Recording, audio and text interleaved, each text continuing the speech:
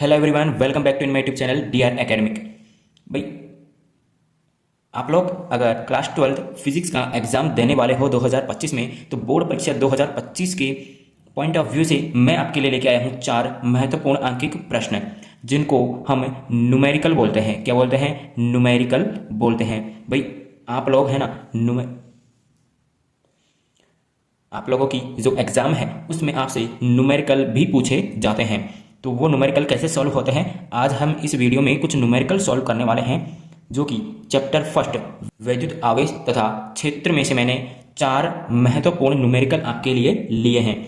तो वो आज इस वीडियो में हम करने वाले हैं। तो वीडियो को एंड तक ज़रूर देखिएगा, बहुत ही इंपॉर्टेंट ये वीडियो आपके लिए होने वाली है। और हाँ, इसका जो PDF है वो मैं आपके लिए फ्री में अवेलेबल करवाने वाला हूँ। ठीक है, तो वीडियो को अंत तक जरूर देखिएगा, बहुत ही इंपॉर्टेंट ये वीडियो आपके लिए होने वाले हैं। देखिए यहाँ पे फर्स्ट क्वेश्चन है, एक कूलाम आवेश में कितने इलेक्ट्रॉन होते हैं?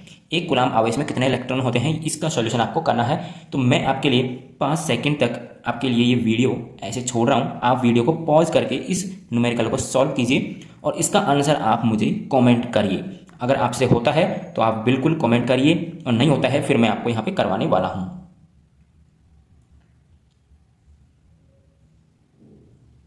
ओके, तो आई होप कि आप लोगों ने न्यूमेरिकल कर लिया होगा और आपका आंसर भी आ गया होगा। चलिए अब इसका सॉल्यूशन हम करते हैं। यहाँ पे सबसे पहले हम यहाँ पे लिखेंगे सॉल्यूशन। अब सबसे पहले हम न्यूमेरिकल जो है उसको हम ध्यान से पढ़ेंगे। इसमें दिया क्या है, एक कूलाम आवेश में कितने इलेक्ट्रॉन, एक कूलाम आवेश में, यानी कि हमको वैल्यू दी है क्यू की, कितनी दी है? एक कूलाम। और हमसे यहाँ पे पूछा क्या है? इलेक्ट्रॉनों की संख्या, यानी कि यहाँ पे हमसे जो इलेक्ट्रॉन है उसकी संख्या पूछी है, यानी कि n का मान हमसे पूछा है, क्योंकि हमसे यहाँ पे नंबर ऑफ इलेक्ट्रॉन पूछे हैं। तो आपने एक नियम पढ़ा होगा, क्वांटीकरण का नियम। वो क्या कहता है? Q बराबर NE। ठीक है, यहाँ पे Q इजक्वल टू NE क्वांटीकरण का नियम है। तो यहाँ पे हमारे पास n की वैल्यू हमको चाहिए, तो n इक्वल टू हो जाएगा Q अपॉन E। ठीक है, यहाँ पे जो E है इसकी वैल्यू हम जानते हैं कितनी होती है, वो होता है 1.6 इंटू 10⁻⁻⁹ कूलाम इसकी वैल्यू होती है। ठीक है, अब सिंपल आपको वैल्यू पुट करनी है और आंसर आपके सामने। देखिए यहाँ पे n इक्वल टू क्यू की वैल्यू है 1 अपॉन ई की वैल्यू हम यहाँ से रखेंगे 1.6 इंटू 10⁻⁻⁹ कूलाम, और यहाँ पे भी 1 कूलाम। तो कूलाम से कूलाम कैंसिल हो जाएगा यहाँ पे, और हमारे पास आंसर निकल के आ जाएगा n इक्वल टू, यहाँ पे इसका सॉल्यूशन आप कर लीजिएगा, बाकी इसका आंसर आ गया है 1 अपॉन 1.6 इंटू 10⁻⁻⁹। ये आपका आंसर है नंबर ऑफ इलेक्ट्रॉन। ठीक है, आई होप कि आपका आंसर भी यही आया होगा। चलिए बढ़ते हैं नेक्स्ट क्वेश्चन की तरफ। देखिए यहाँ पे नेक्स्ट क्वेश्चन है, एक वैद्युत द्विध्रुव 10⁴ न्यूटन पर कूलाम के वैद्युत क्षेत्र में 30 डिग्री के कोण पर रखा है, उस पर 15 गुणा 10⁻⁻25 न्यूटन मीटर का बल आघूर्ण लग रहा है, तो वैद्युत द्विध्रुव आघूर्ण की गणना कीजिए। तो ये है आपका सेकंड न्यूमेरिकल, बहुत ही इंपॉर्टेंट न्यूमेरिकल है। चलिए मैं आपको 5 सेकंड देता हूं, इस न्यूमेरिकल को सॉल्व करिए और इसका आंसर मुझे कॉमेंट करिए।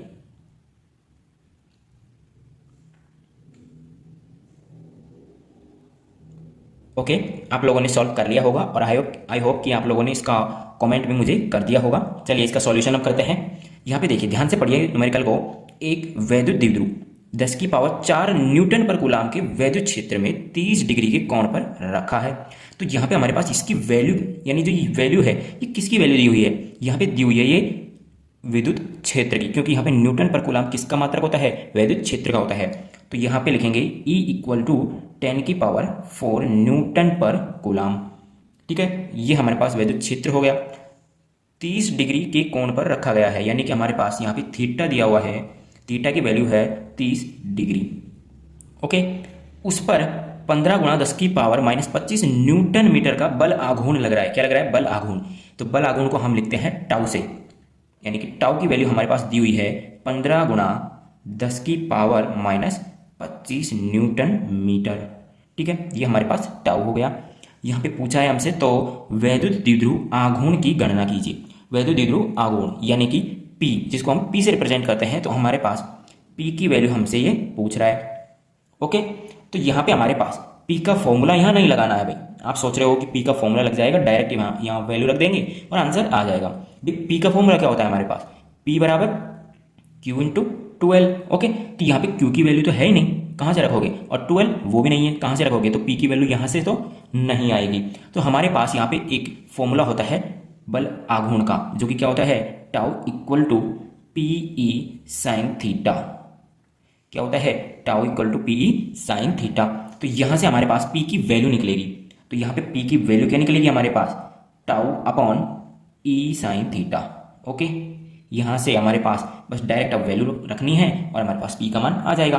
तो सिंपली यहाँ से पी इक्वल टू टाउ की वैल्यू हो गई 15 गुणे 10 की पावर -25 बटे ई की वैल्यू हमारे पास है 10 की पावर 4 और साइन 30। ओके, यहाँ से इसको सॉल्व करेंगे तो हमारे पास आ जाएगा यहाँ पे 15 गुणे 10 की पावर -25 बटे 10 की पावर 4 और साइन 30 की वैल्यू कितनी होती है, क्या होती है, 1/2 होती है।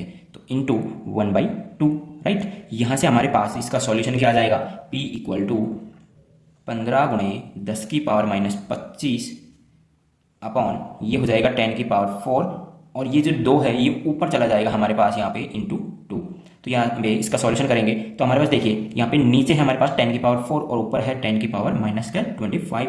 जब ये ऊपर जाएगा तो ये भी माइनस में चेंज हो जाएगा, तो यहाँ पे ऐड हो जाएगा, तो ये हो जाएगा हमारे पास 15 गुना 2 हो जाएगा 30 गुणे ये हो जाएगा 10 की पावर -29। ओके, और हमारे पास ये पी की वैल्यू आ जाएगी।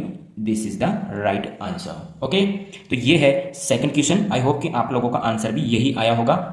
ठीक है, अब बढ़ते हैं नेक्स्ट जो थर्ड न्यूमेरिकल है उसकी तरफ।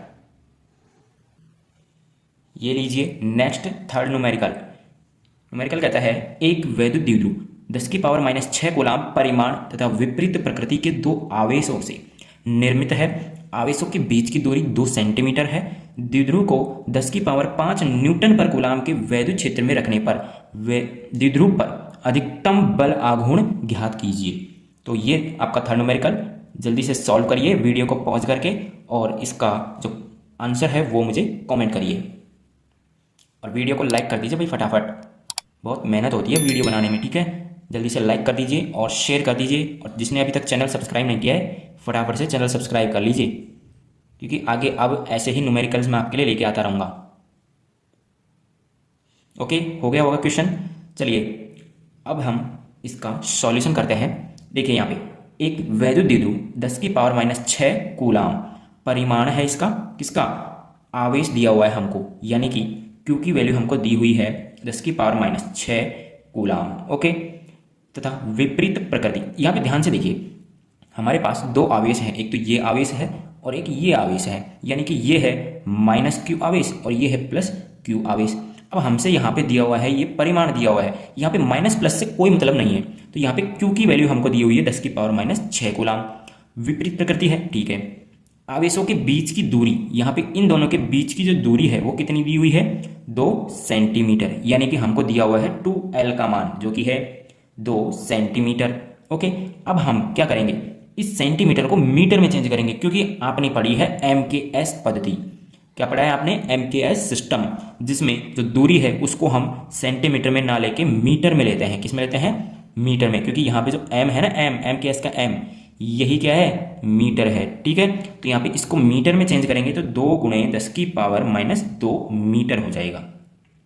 ठीक है, इतना तो भाई आप जानते होंगे कि सेंटीमीटर को मीटर में चेंज करने के लिए क्या करना पड़ता है, भाई 100 का भाग देना पड़ता है और क्या करना पड़ता है। ठीक है, नेक्स्ट यहाँ पे पढ़िए, द्विध्रुव को 10 की पावर 5 न्यूटन पर कूलाम के वैद्युत क्षेत्र में रखने पर, भाई यहाँ पे ई की वैल्यू हमको दे दी है कितनी, 10 की पावर 5 न्यूटन पर कूलाम, वैद्युत क्षेत्र में रखने पर द्विध्रुव पर अधिकतम बल आघूर्ण ज्ञात कीजिए। हमको क्या करना है यहाँ पे, अधिकतम बल आघूर्ण, यानी कि मैक्सिमम जो वैल्यू है बल आघूर्ण की वो हमको निकालनी है। तो यहाँ पे थीटा की वैल्यू हम क्या रखेंगे बताओ, जल्दी से कमेंट करिए। थीटा की वैल्यू यहाँ पे क्या होनी चाहिए कि यहाँ पे हमारे पास बल आघूर्ण का मान अधिकतम आ जाए। अगर आपने डेरिवेशन अगर आपको आता होगा बल आघूर्ण का, तो आप इसका आंसर बिल्कुल राइट बताओगे। फटाफट कमेंट करिए। ओके, कमेंट कर दिया होगा। ठीक है, यहाँ पे जो थीटा है उसकी वैल्यू हम लेंगे 90 डिग्री। ठीक है, क्या लेंगे, 90 डिग्री, क्योंकि जो यहाँ पे हमारे पास फॉर्मूला होता है टाउ का, यानी बल आघूर्ण का, जो होता है क्या होता है, पी ई साइन थीटा। क्या होता है, पी ई साइन थीटा। तो यहाँ पे साइन थीटा है, यानी कि थीटा की वैल्यू 90 करेंगे तभी हमारे पास साइन थीटा की वैल्यू 1 होगी, और 1 होने पर हमारे पास टाउ की वैल्यू पी ई आएगी, जो कि मैक्सिमम वैल्यू है। ओके, तो यहाँ पे हम रख देंगे tau is equal to P E. ये हमारे पास फॉर्मूला काम आएगा यहाँ पे। अब देखिए यहाँ पे, अब हमारे पास ई की वैल्यू है, ठीक है, लेकिन पी नहीं है। अब पी निकालेंगे पहले, तो पी निकालने के लिए हमारे पास फॉर्मूला होता है P equal to Q into 12। तो क्यू हमारे पास है और 12 भी हमारे पास है, तो हमारे पास पी की वैल्यू आ जाएगी। तो सबसे पहले हम पी निकालेंगे, तो ये हो जाएगा क्यू की वैल्यू 10 की पावर -6 गुणे 2 गुणे 10 की पावर -2। ठीक है, यहाँ पे पी हो जाएगा 2 गुणे 10 की पावर, यहाँ पे हो जाएगा माइनस माइनस है दोनों, ठीक है, ऐड हो जाएंगे तो माइनस का 8। ओके, यहाँ पे ये पी की वैल्यू हो गई है। सिंपली यहाँ पे tau is equal to P की वैल्यू पुट करेंगे 2 गुणे 10 की पावर -8, और इनटू में हमारे पास ई की वैल्यू हो जाएगी 10 की घात 5। तो टाउ हमारे पास हो जाएगा 2 गुणे, यहाँ पे इसको सॉल्व करेंगे तो हमारे पास आ जाएगा 10 की पावर -3। ठीक है, ओके, तो ये है हमारे पास टाउ की वैल्यू। ठीक है, आई होप कि आप लोगों का आंसर भी यही आया होगा। ठीक है, तो ये है हमारा फाइनल आंसर।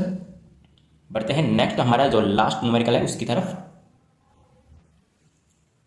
ये है फोर्थ न्यूमेरिकल। एक अनंत लंबाई के समान रूप से आवेशित सीधे तार का रेखीय आवेश घनत्व कितना है, 4 गुणे 10 की पावर -3 कूलाम पर मीटर।